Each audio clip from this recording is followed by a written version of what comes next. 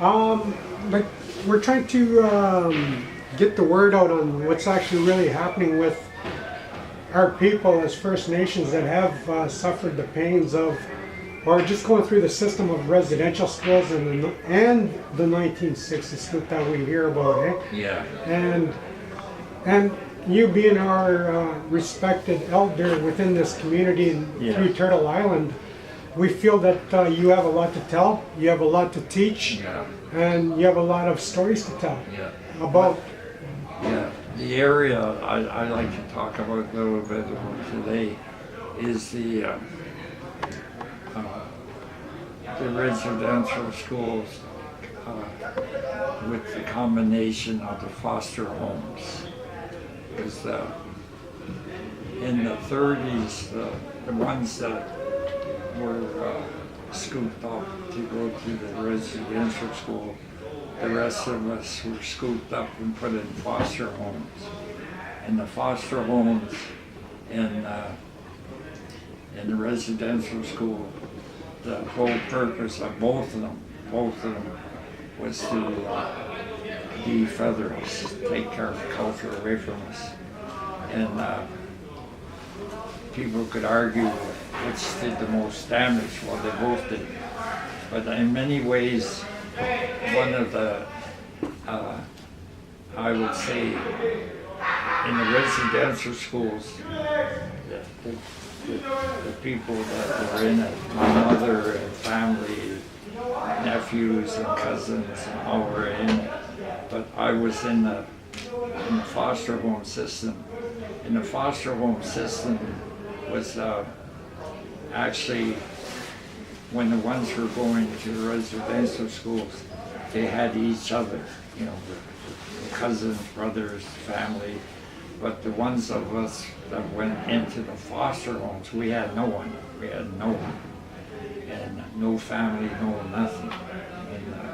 And the whole purpose of that was that to see, I get angry when I think about it because I could have been raised by my uncles and aunts, and the Children's Aid and the government said that my family on the reserves were unfit to, uncles and aunts were unfit to raise, and that wasn't true. They were prepared to raise me and my brothers, but they put us in the foster homes, and the foster homes were, they took us in not because there was any love for us, they took us in for money.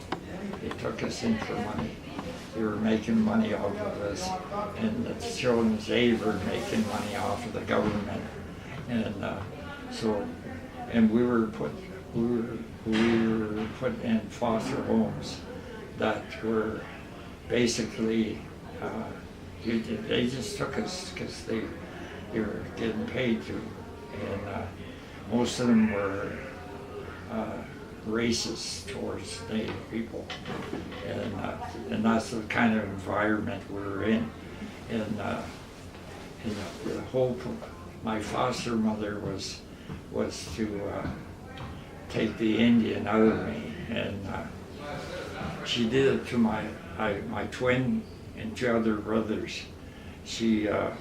But she couldn't do it to me. I resisted, and I didn't believe the lies they said. They said that my family didn't want me, that our family was unfit, and I found out. Oh, I gotta take this. 20 more minutes. You were saying about your foster home. You were in a foster home, and yeah, and the whole thing of that was they put us in ones that the people were, they couldn't have put me in a worse one. They put me in where the people were called, like, they were Orangemen. They were, Protestant, anti-Catholic, anti-everything, anti-Indian and everything. And it destroyed my brothers because they believed the lies that they were told, that that our people didn't want us. And I never believed it. And so when I came back from Korea, I went looking for my family, and I found them. It changed my life, you know. And I found out that it was all lies, that the church and the government. And see, the churches are part of the responsibility of the damage that's done to Native people. And the foster homes, their whole purpose was that I remember 5 years old, I had lived with my mother in Region Park, and 5 years old I taught Cree. I was living in Region Park, and I could talk Cree. And when she died, and then when I went into foster home, I never heard Cree again until I went looking for my relatives. So of course I lost the language. But when I was in the foster home, speaking Cree, when I went in the foster home, my foster mother made me and my twin eat soap, and wouldn't allow me.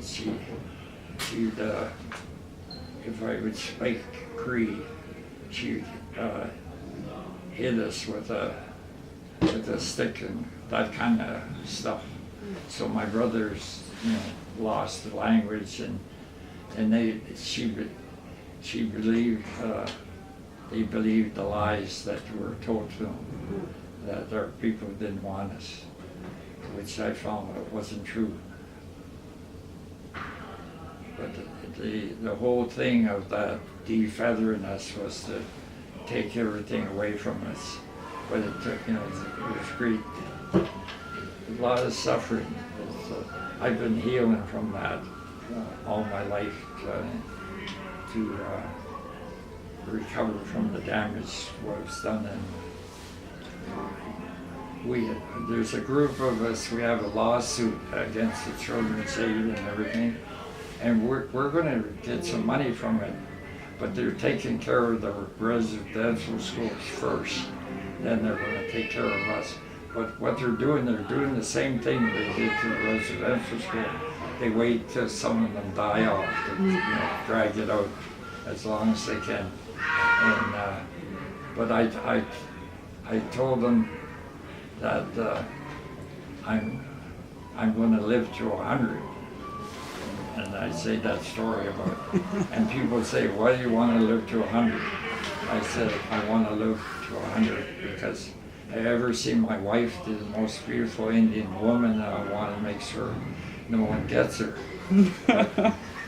It also gives me that